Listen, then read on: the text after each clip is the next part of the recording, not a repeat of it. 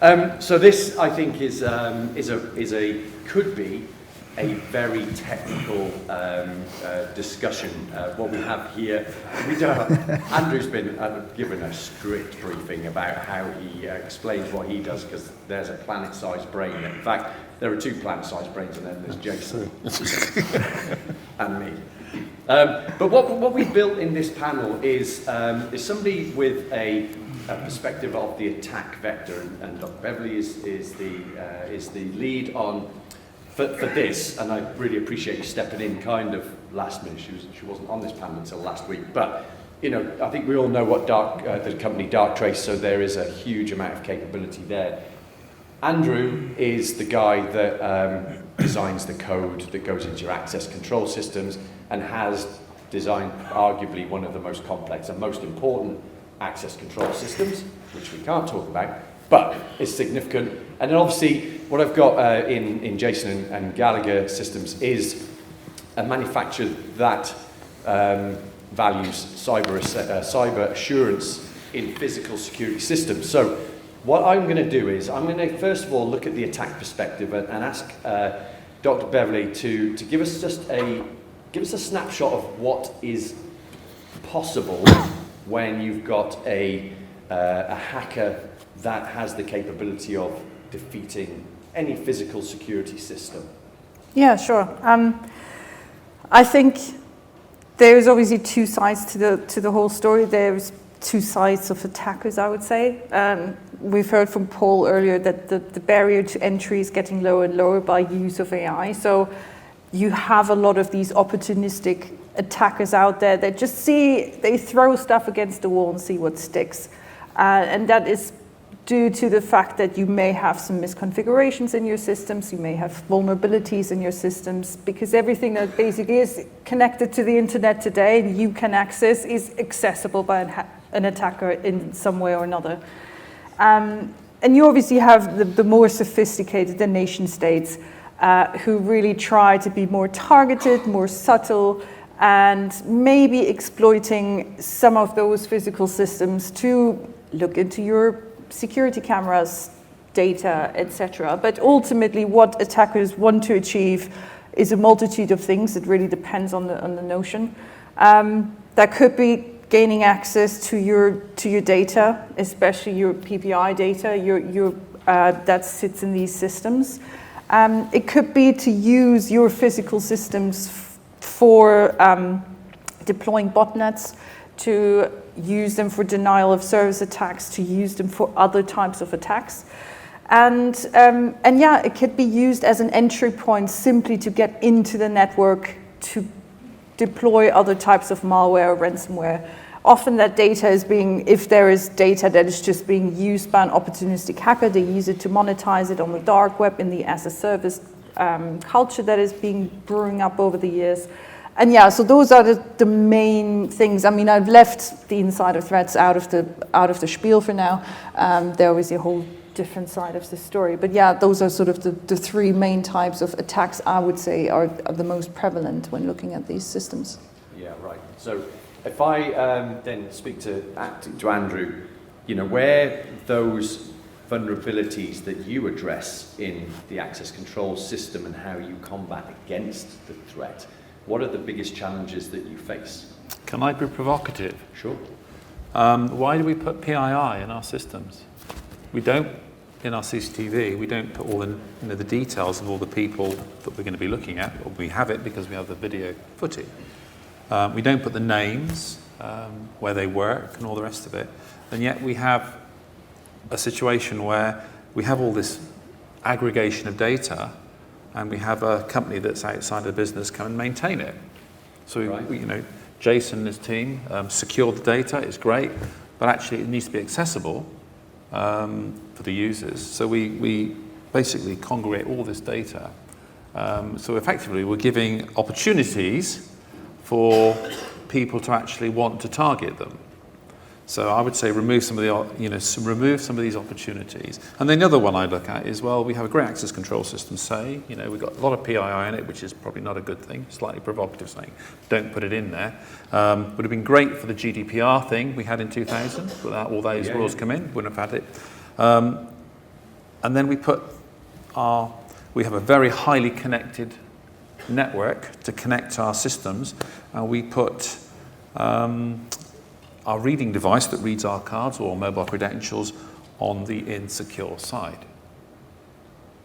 Right. So what a great way, and everyone's going to say, oh, you can't come up an OSTP line, but what a great way of actually saying our most, if we were a state and we had a list of all the people that we don't want other people to know about in our central server, in his server, for instance, and we put our readers on the outside of the fence.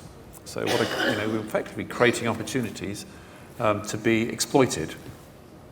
So that's my concern. Well, there's two great points, and actually that is quite provocative, because I'm sure many people in the audience are thinking, well, yeah, we want nice big spreadsheets. We want to know who's used what door when and who has access card number 3.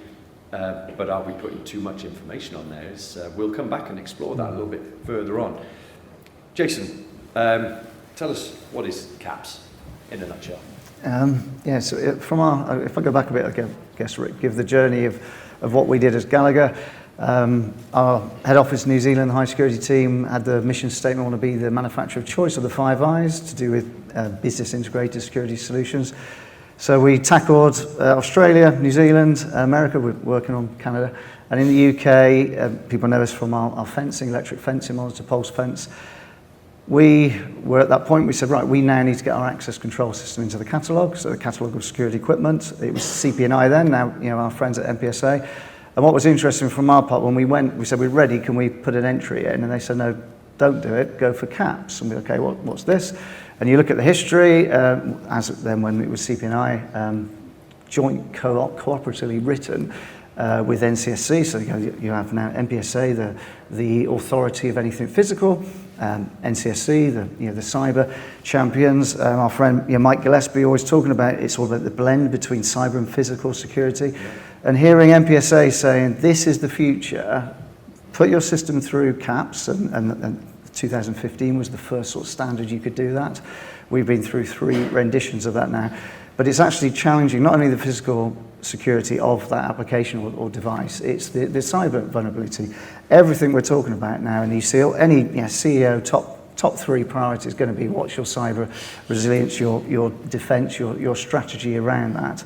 And also the part with CAPS and the value and how important it is. And we're really passionate about education and the training, and that's been a theme today. And it's getting that out into the marketplace, that consultants understand that CAPS is something that's a standard for manufacturers to strive to. Why wouldn't you go for the highest standard? And if you now look at where the AACS standard, so the access control standard, they finally updated it. It used to be 2012, almost archaic standard, and then the 2022 came out, and it's access control with CAPS. Recent conversations with MPSA, because of all the perimeter work we do, the new PID standard is PIDs with CAPS. So it's brilliant that they're really taking that on board and waking up to it. And we just encourage other industries, our competitors, to all get on board with it, because if we can raise that bar, it's got to be better for everybody. And one of our government friends of ours talks, again, very relevant for us, an access control manufacturer, and the relevance to CAPS. He said, the problem with government, they view access control as a building system. It's not. It's an IT system. And the sooner we get that into industry and gen up and really value up skill set, the actual people who are installing and understanding that it's all about IT, which comes right back to what Andrew and Bev this is what we need to protect against. Everything sits on our networks. Bev, so it's widely accepted. Anything that is IoT connected is vulnerable to being hacked in some way. Should we be more worried about the script kiddies, just exploring, or the more sinister state-sponsored, exploitation of our systems? Yeah. It depends on your industry, but definitely yes, you have the nation states, and they are gonna target very, very clearly in certain directions, but in the face of automating attacks and just going really widespread and then seeing where they can go and how far they can go, it's definitely being aware of what's coming through, especially through a third-party supplier. Like if you do have these systems and you implement physical security systems, being aware of what your supply chain looks like and what the risk is that is associated with that supply chain. And we've heard it earlier, you cannot prepare for a third-party attack. You should prepare to be breached. And it's about having systems in place that identifying and realizing that, yes, those systems are IT systems. I need to protect them in the same way as my IT network. Having that visibility of your networks, protecting them and validating that risk continuously should cover, hopefully, both of these attack vectors. Yeah, I guess based on what Bev just said, Andrew, I mean, these actors throwing out and seeing what sticks. Where's your priority? And I want to come back to what you said about misconfiguration and people configuring on the open side. If you could expand a little bit on what that means. Well, it's we have great systems. I'm not product placing, but great systems, caps assured. It's pointless having those if you don't configure them. It's pointless. The same with, right down to the credentials or mobile credentials. It's absolutely pointless. All the security, the finance, the techie guys saying you must do this, must get CATs, must get EAL, must get FIPS, all the rest of it. Poorly configured, because they are configurable in the open world. Waste of time. I've seen so many systems that have been sold on the credentials of the product that have been poorly configured. And when you actually unpick what's been done, so a classic example of misconfiguration, we had an organisation that decided it's now depreciated, because I can say this. We're using a particular card technology, and it's got an accreditation to, it's like an EAL rating, evaluation assurance level. I will keep the tech down. So they spent a lot of money and a lot of time getting this evaluated by a third party, and it ticked the box with MPSA or CP&I at the time. So everyone thought it was happy, and then they said that, our Oyster cards could also be enrolled on the system. In fact, any card can be enrolled on our system. So they said, that's great, it's wonderful, except what they'd done is they'd used the lowest common denominator within the technology that they'd selected to enroll that particular credential, which was easily replicated. I mean, I don't want to breed a whole load of hackers before now at lunchtime, but you can buy, really cheap devices on the internet that can clone these devices, and you don't know who's actually in it. Maybe Mrs. Brown and Mrs. Muggins, you just really don't know. So configuration, big takeaway, actually understand what you're configuring and make sure that your end user, you can translate. I was going to take some notes from Tony. He mentioned trust. Do you trust what is actually really going on as an end user? It needs to be translated into a language you understand. But misconfiguration and trust, I think, are very, very important, because you don't know really what's going on. Yeah, and I think probably breeds a lot of confusion. I know probably more than most, but it still baffles me, and conversations we had over dinner last night, but actually just confused me even more. Jason, tell us, if you're specifying and then configuring an access control system, for want of argument's sake, who do you get to do that, and what qualifications do they have to give the end user the trust that what you're putting in is what you say it is, because it might not always be that way. Yeah, there's a big piece all that again on training, and there's a couple of sort of stories. I used to work in the hostile vehicle mitigation world, and it was very much great. You have the tested kit, but how's it been installed? Is it just in sand? But actually, no. Part of the installation is key to have the approved crash testing standards. Then the same as who's actually installing it. Do they understand the difference of the testing for the kit and the testing for the installation? We then had a slight sort of tangent. We've talked about this before, saying what's actually controlling that HVM kit and what's the cyber resilience around that? Have you considered that? You're spending all this money on amazing crash-tested, ballistic, proof equipment, but what's controlling it? What's the cyber threat? So then this also came back when we first had our CAPS kit, and Andrew was one of the first ones who said it. He said, great, you've got the kit, it's all approved. What about the installation? What about the configuration? When you go into it, there's loads of guidance, loads of notes, again, all brilliant from MPSA, freely available educational pieces. But we realised there was a real hole in the market of genning up. So our route to market as a company is through security integrators, we call channel partners. And it was a real piece we did together and with central government saying, okay, we need to raise the bar, we need to educate our team, because just so they understand our equipment and they know how to configure it and make sure ports are closed, all those good things. But actually, if they don't understand what CAPS is about, it's absolutely irrelevant. And the same thing, again, friends in government saying, it's fine having CAPS-approved kit, but if it's been hung on an environment that can't even support anything like that, and all the vulnerabilities that could be with the IoT, what's the point? So from our side, and I still think with probably other manufacturers might be doing it, but we were definitely the first doing it. We said we're going to do high security training for engineers. We give it like a scrutinising audit before of going, what level of clearance have those guys got and what experience have they got, and really making sure it's the right people who come to that training course so then they can support the projects.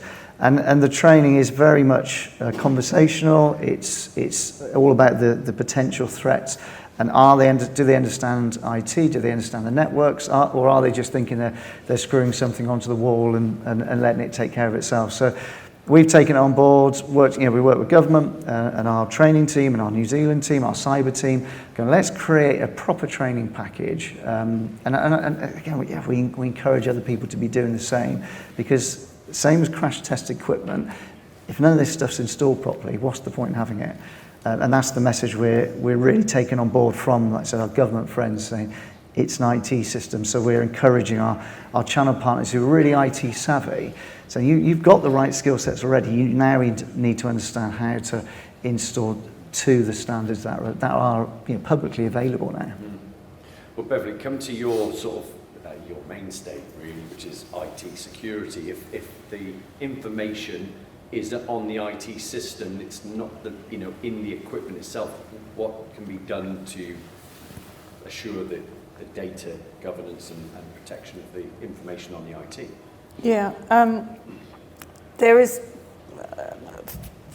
obviously a ton of things that can be done, but really I think the 4 key points I would say is, first of all, having good segmentation. So making sure that those physical systems cannot just pull information from your IT network, such as your access control system being able to communicate with your HR system, etc. You want to make sure that you have proper network segmentation between those different systems. And obviously you want to also make sure that those systems that are very highly segregated, that they do have the right level of permission and access. So really access management is another key to make sure that only those people who should be able to look into those systems and access those systems actually have the privileges to do so. And we talked about vulnerabilities. It's in the title of the panel. Having a vulnerability management system in place to patch and do patch management, to regularly update your systems, because there might be some misconfigurations in place, there might be some vulnerabilities, some insecurities.